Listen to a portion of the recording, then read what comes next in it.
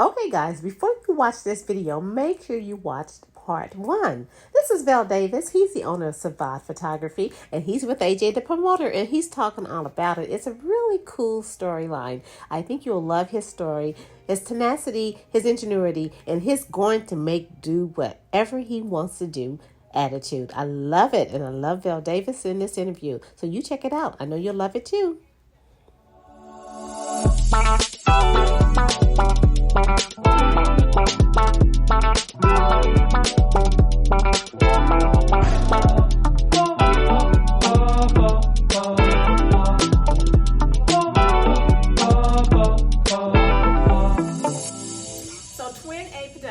Twin A Productions. But before that, the restaurant was called Meals Appeal. Meals Appeal. Do you guys remember that? Meals Appeal. 63rd and Truce. 63rd and Truce. And you were known for what? What was the good food there? The best thing the thing that we were known for was we had a strawberry butter, which was the only one of its kind at the time, and we were known for our peach cobblers.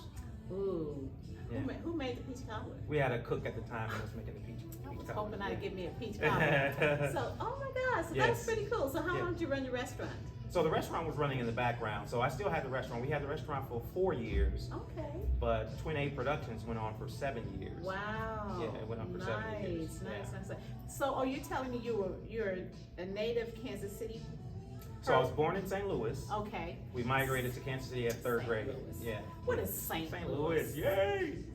It's still Motown though, so we're still from the Mo, so it's all good. St. Louis. Okay. So you're St. Louis, but did you live in St. Louis? Yeah, I was born and raised, and I was born in St. Louis. I didn't come here until I was in the 3rd grade. Okay, so really you Kansas City. Yeah, I'm a Kansas City. Yeah, Kansas City, y'all. Kansas City Chico cheese. That's right. Mahomes. Okay. But anyway, do you like football? I do. Okay. Okay. Yeah. Good. Yeah. Do you two-step? Oh, absolutely. Oh, okay. See, guys, this is real. I'm not like a bunch of other guys. I don't do all the fans, but two-stepping, yeah. So what school did you go? I went to East High School. East guy, guys. East okay, School, so we're getting somewhere. We're getting somewhere. Okay, now we got this Twin A production thing going on. When did you actually close the doors of the restaurant and just sell to the production and traveling with artists and performers across the country? Well, it wasn't a glamorous closing of the one business because I was on tour with Gerald Levert, Shamari, and a bunch of other groups, Glenn Jones, but I was on tour, and we did a 7-month tour. I was gone for 7 months. Wow. And so we had a successful tour. On the way back from the tour, we had tour buses, we had all these artists with us, we were all celebrating and everything. I said, let's go to my restaurant. We're gonna celebrate in the restaurant. Well, when I get to the restaurant, we pull up with all the buses, and we're all in the parking lot, and there's the thing, and everything's boarded up. No. So my business partner, while I was on tour, ran it to the ground. In 7 months? 7 months. What kind of business partner? Ran it to the ground. Now, what I ended up finding out later on was that he had a young lady in California that was bleeding him dry and bleeding me dry, come to find out. And so, I could have opened the restaurant back up. I was too busy during the having too much fun. And just, the promotion and production thing was really productive. It was really, it was fruitful for me. So I said, I'm gonna leave that alone. So a lot of people that know me, so with the promotion and production, people may not know this. This will be a new interesting tidbit for a lot of people. If you know Tech 9 from Kansas City, yes. I was the first person to ever put Tech 9 on the stage. Okay, first person. Tech 9? Check with him. Come on, Tech 9. First one, ever put him on the stage. Like, share, and send it out, Tech 9. That's right. Tech 9. And not only that, though. So I introduced a lot of artists that had never come to Kansas City before, like Martin Lawrence. Really? I was the first person to ever bring him to Kansas City. Wow. Very first person. So I opened the doors to a lot of big artists getting the feel of Kansas City because they all thought that it was just, corn and hay and... They still do. You know what I mean? They literally still do. And they always say Kansas, yes, and we gotta educate them on that. Right. So it was a me sort of, sticking to my gun and said, no, come to Kansas City, and that actually worked out because now, I shot the event for Juneteenth, and the Rude Boys came. Okay. Well, I bought the Rude Boys when they first Are you serious? And so they mentioned their time coming to Kansas City. And so, the fact that it still lingers in the minds of some of these artists, the fact that, artists now give a different look and different approach to Kansas City. I think I played a little minute part in that, He was ahead of his time. So there you go. But again, these are things that people may not know about me. The photography thing came so much later, and that came about by sheer accident.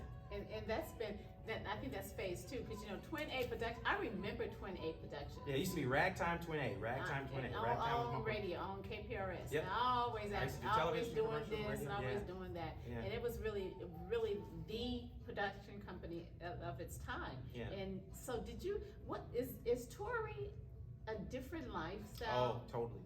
Really? Yeah, see, so doing a production in your own local city, the nuances of it. To have to travel and take that same show on the road every night was hectic. It was grueling. It was hard. It took a lot of work, and it took a lot of manpower. I can't say that I did everything by myself. I didn't. I don't even want you guys to even think that I did everything by myself. It was no way possible. I had a whole team that was working with me, and we were able to pull it off. So I was the only black promoter from Kansas City to ever pull off shows to at that magnitude. Wow. Other promoters were doing local shows. I did tours. What size were the audience? So the largest audience I ever had was when we did Martin Lawrence in his hometown, and that was an audience of 72,000. Wow. We did it in an arena. We've done 40-something thousand, 50,000. I've done every place from the Kemper Arena here to Starlight. I've done all the, and I knew all the venue owners. I knew them personally. Michael Carter of the Kansas City of KPRS. I knew him personally. So, of course you would. So because I was advertising on his radio station regularly. Exactly. The managers over at KMBC, KSHB TV. I knew a lot of them personally because I did so much advertisement on there. So I developed all these relationships. But because I'm so laid back now, and the people that are out doing the scene now, they see me with a camera in my hand. That's the only thing they know me from is, Vell the photographer, Vell the photographer. Wow. But older people that are familiar with Twin A Productions, you're the one brought Martin Lawrence, you're the one brought Patti LaBelle, you brought James Brown, you brought Bobby Womack, you brought, they know some of the things that I did. But some of the younger people, they don't. And I'm not trying to put them out there, and try to force people to know who I am. But But you need to know. You're gonna know. PBBS. Yeah. Put them on the map. So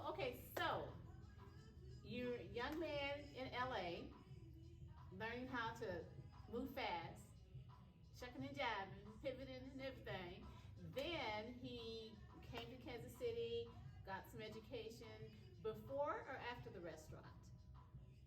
I came and this was after the restaurant. Okay, so you started a restaurant, went on tour for about 7 years. About 10 years of your life was restaurateur and the touring with artists, name brand artists. Okay, and then you decided to slow that down. Now, what made that come to an end? Business partners. Okay, Yeah. which always. Same way, yeah. So with the restaurant, I had a business partner. This business partner that was in the production company with me assured me and swear, I would never do that. I would never do that. And so he didn't do that, but what he did do was even more maniacal, I think. It was just more underhanded because I was my own bank. I had enough money to where every show I ever did, I didn't need any financing. I didn't need any help. I didn't need anything. I didn't need to get a loan or anything. I did everything on my own, out of my own pocket. And the artists loved it because, man, we don't have to wait for our money. We don't have to hear excuses. We don't have to. So that's why a lot of the artists like Gerald Levert, they loved me. I knew them on a personal basis. But that aside, my business partner, what he would do, because he wasn't getting the money that he wanted, that he thought he deserved, he would go enlist people like yourself or anyone else that was interested in that show and say, hey, if you want to invest in this show, give me 10,000, 20,000, 30,000. Oh, no. And so so he would top do, heavy. right. Heavy. And so people would come to me like, hey, you owe me 30,000. You're like, what? What are you talking And about? he didn't pocket the money. Yeah. So that started the decline of me saying, I can't stay in this industry because I'll end up doing something to this guy. Exactly. And now I've got too much to lose because now I've got a daughter. So I just started phasing that out. And in the phase out, I said, well, what else am I? Hey guys, thanks for watching to the end. But guess what? It's not over yet. There's a part 3 and possibly a part 4. I tell you, this is a good story, guys. I hope you get inspired. This is AJ the Promoter, and you know what I always say. It's about you, us, and now.